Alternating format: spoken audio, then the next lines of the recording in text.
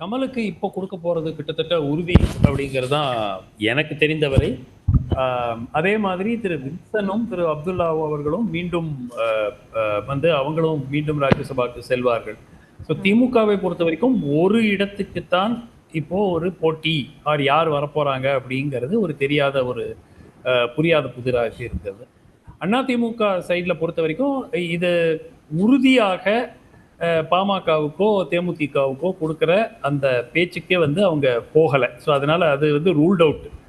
அதிமுகவை பொறுத்த வரைக்கும் 34 பாஜகவை கூட்டினால் அந்த 4 இடங்கள் எக்ஸ்ட்ரா தேவைப்படுகிறது. அது இருக்கிறது.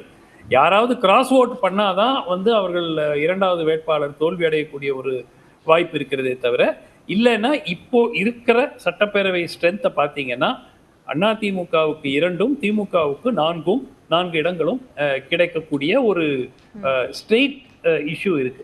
கமலஹாசனை பொறுத்த வரைக்கும் இது வந்து ஒரு அக்ரிமெண்ட். இது வந்து ஒரு ஏதோ வாயால சொன்ன விஷயம் கிடையாது. கிட்டத்தட்ட ஒரு அக்ரிமெண்ட். அது திமுகவும் அக்னாலேஜ் பண்ண ஒரு அக்ரிமெண்ட்.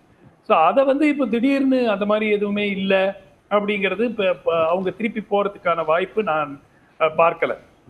ஸோ மக்கள் நீதி மையத்திற்கு திரு கமலஹாசன் அவர்களுக்கு ஒரு இடம் உறுதியாக ஒதுக்கப்படும்.